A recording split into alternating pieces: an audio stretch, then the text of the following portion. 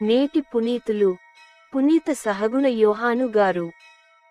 Angelus Domini nunciavit Mariae. ప్రభు, నీవే దేవుడనియు వీరిని మరలని చెంతకు రాబట్టుకొంటివనియు వారు తెలిసికొనున్నట్లు చేయుము. బుధవారం, జూన్ 12, 2024. మొదటి పఠనం రాజులు మొదటి గ్రంథము 18వ అధ్యాయం 20 నుండి 39 వచనాలు. ప్రభు, నీవే దేవుడనియు వీరిని మరలని చెంతకు రాబట్టుకొంటివనియు వారు తెలిసికొనున్నట్లు చేయుము. పిమ్మట బాలు ప్రవక్తలు వారి దేవుని ప్రార్థింతురు. నేను ప్రభువుని ప్రార్థింతును, ఆ ప్రార్థనకు నిప్పు పంపించు వాడెవడో అతడే మన దేవుడు అని అనెను. ఆ సవాలునకు ప్రజలందరూ సరియే అనిరి. ఏలీయా బాలు ప్రవక్తలతో, మీరు చాలా మందియున్నారు కనుక మొదట మీ ఎద్దును కోసి కట్టెలపై పేర్పుడు, మీ దేవతను ప్రార్థింపుడు, నిప్పు మాత్రము అంటింపకుడు అని పల్కెను.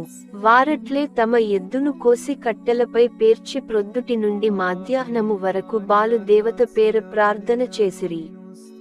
బాలు, మా మొర వినుము అని అరచిరి. తాము నిర్మించిన బలిపీఠము చుట్టూ తిరిగి చిందులు త్రొక్కిరి. అయినను వారి దేవత పలుకలేదు.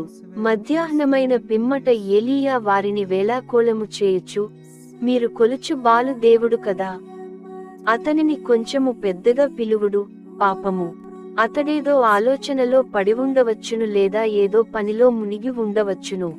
ఒకవేళ ఎక్కడికైనను ప్రయాణము కట్టి ఉండవచ్చును, లేదా నిద్రించుచుండవచ్చును. ఇప్పుడు మీ పలుకులు ఆలించి మేల్కొనులే అని అనెను. ఆ మాటలు విని బాలు ప్రవక్తలు ఇంకను పెద్దగా ప్రార్థించిరి. తమ ఆచారము చొప్పున నెత్తురు కారు వరకు కత్తులతో బాకులతో శరీరము కోసికొనిరి.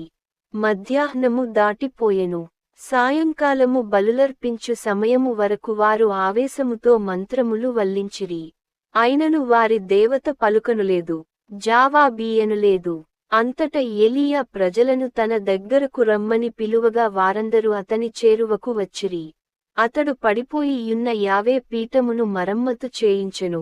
యాకోబు కుమారులగు 12 మంది గోత్రకర్తల పేరు మీదిగా 12 రాళ్లను ప్రోగు చేసుకొనెను. ఈ యాకోబునకే ప్రభువు ఇశ్రాయేలని పేరు పెట్టెను. ప్రభువు పూజ కొరకు ఆ రాళ్లతో మరల పీఠము నిర్మించెను. ఆ పీఠము చుట్టూ 2 కడవల నీళ్లు పట్టు కందకము త్రవ్వించెను. అటు పిమ్మట పీఠము మీద కట్టెలు పరచి వాని మీద ముక్కముక్కలుగా కోసిన ఎద్దుకండ తుండెములను పేర్చెను.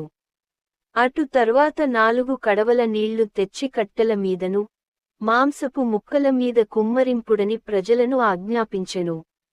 వారట్లే చేసిరి. ఏలీయా రెండవసారి, మూడవసారి కూడా ప్రజలచే అట్లే నీళ్లు పోయించెను. నీళ్లు పీఠము మీది నుండి ధారలుగా కారి ప్రక్కనున్న కందకమును నింపెను.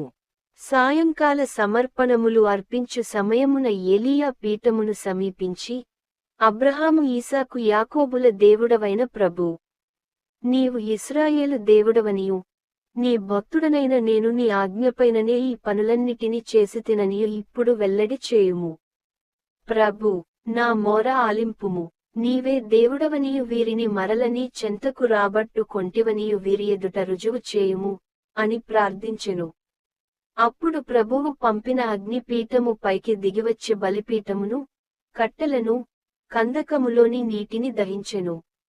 ఆ అగ్నిని చూచి ప్రజలందరూ నేలమీద బోరగిలపడి దండము పెట్టి, ప్రభువే దేవుడు, ప్రభువొక్కడే దేవుడు అని పలికిరి. ఇది ప్రభువు వాక్కు.